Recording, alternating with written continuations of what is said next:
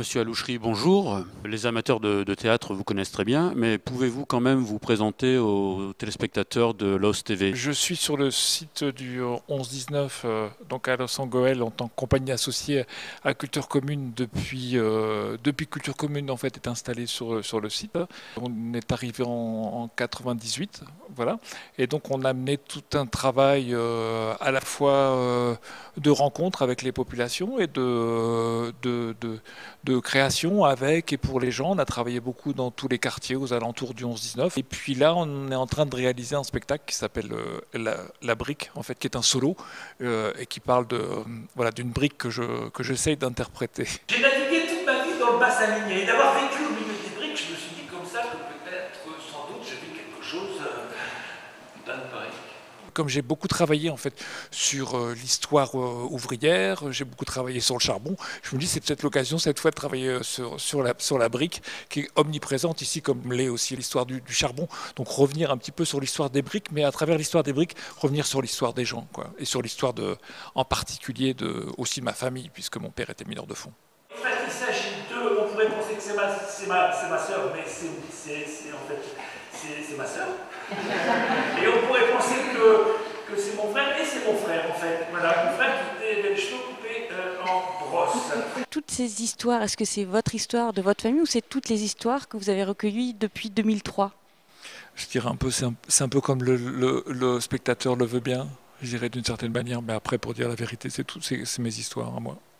Mais je pense qu'elles ne sont pas qu'à moi, ces histoires-là, puisqu'elles sont communes, je pense, à beaucoup de gens dans le bassin minier, et puis sans doute ailleurs. Sans doute ailleurs. Bonsoir, donc vous avez vu le spectacle de la brique. Est-ce que vous pourriez vous exprimer un peu votre ressenti au sortir tout frais du spectacle? J'ai été vraiment beaucoup touchée par ce spectacle. Moi je suis né dans une maison de briques au 1 rue de la Lune, cité des Astres, cité 30 à Divion. Donc tout ça, ça me parle complètement. Tout ce qu'il Guy Alouchery a dit, j'aurais pu le dire. J'aurais dit moins bien, mais j'aurais pu le dire. Ça change un petit peu des chiffres alarmants qu'on nous donne de la région quand même. 16% de chômeurs dans la région, tout ça. Enfin, ça nous donne quand même une autre vision un peu plus poétique. Et nous dire aussi que dans la région, il y a des belles choses qui se passent, voilà, artistiquement parlant. Et ça fait du bien. Mon coron n'existe plus, il a été rasé. Par contre, j'ai une brique de la maison où je suis né. Donc voilà, il reste un morceau de mon histoire, sous forme de brique. Comment on n'a pas pensé la reconversion des mines?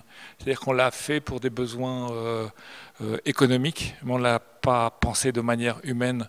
Et on n'a pas pensé non plus aux conséquences que ça allait entraîner. Si on avait entretenu autrement l'histoire, si on avait pensé autrement la conversion de cette économie-là, si on avait pensé autrement la transmission, si on n'avait pas tout financiarisé à l'infini, ça a commencé, voilà, ne penser que par l'économie et l'argent, on n'en souffrirait pas tant. Vous y retrouvez quand il dit justement que lui c'est la première génération certainement qui ne descend pas à la mine, mais on sent qu'il a ce patrimoine minier en lui. Est-ce que vous ressentez la même chose? Ah bah oui, complètement. Ouais, je pense que moi j'ai plus vécu ça comme le musée des horreurs entre guillemets, vu que tout se détruisait, tous les courants se détruisaient quand je suis né. Donc moi j'ai vécu ça comme une partie de l'histoire, mais pas comme quelque chose que j'ai vécu, mais en même temps qu'on m'a toujours raconté. Donc c'est comme si les ruines, en fait, on pouvait imaginer les maisons qu'il y avait avant, mais qui n'existent plus. Mais par ce biais-là et par le biais de ces genres de spectacles, on revoit ces corons et ces cités. Vous intégrez de nombreux témoignages, souvent dans vos spectacles. Pourquoi cette matière vous intéresse-t-elle? Je pense que le fait d'être artiste, c'est la chose la mieux partagée au monde.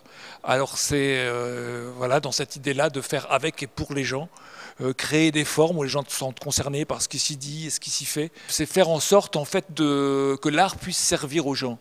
C'est-à-dire qu'on puisse ensemble réfléchir aussi à travers l'art, à travers notre savoir-faire, à des moyens de bouger le monde.